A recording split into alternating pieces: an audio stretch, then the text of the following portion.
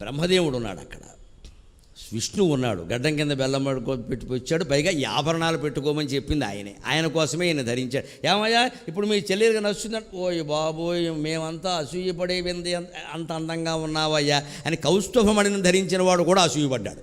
శివుడి ఆభరణాలని, శివుడి అందాన్ని చూసి, మరి ఏమిటి అనుకున్నావు ఇప్పుడు రామని మీ చెల్లెల్ని అన్నాడంతే ఆయన. అలా ఉంటుంది శివతత్వం అంటే. దీని నుంచే మనం గ్రహించాలన్న ఒక విషయం.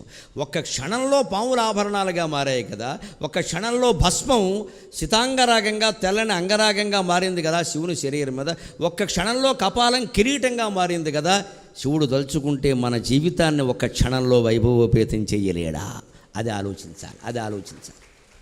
దాన్ని ధూర్జుడు చెబుతాడు చాలా ధైర్యంగా, శివస్మరణ చేయండి, శివస్మరణ చేయండి. ఎంతసేపు వచ్చిన వాడిని కూర్చోబెట్టి కష్టాలన్నీ చెబుతారు, ఏడుపు మొహం వేసుకుని ఎందుకు వచ్చిన గొడవ, ఎవరికి చెప్పకండి, పరమేశ్వరుడికి చెప్పండి, ఇంకెవరికి చెప్పకండి. చెబితే ఏం జరుగుతుందయ్యా కష్టాలు? పరమేశ్వరుడికి చెబితే పవి పుష్పంబగు అగ్ని మంసగు అకూపారంబు భూమిస్థలంబవు శత్రున్నతి మిత్రుడవు విషము దివ్యాకారమౌను ఎన్నగా అవనీ మండలి లోపలన్ శివ శివేత్యభాషణోల్లాసికిన్ శివ నీనామము సర్వవశ్యకరమౌ శ్రీకాళహస్తీశ్వర.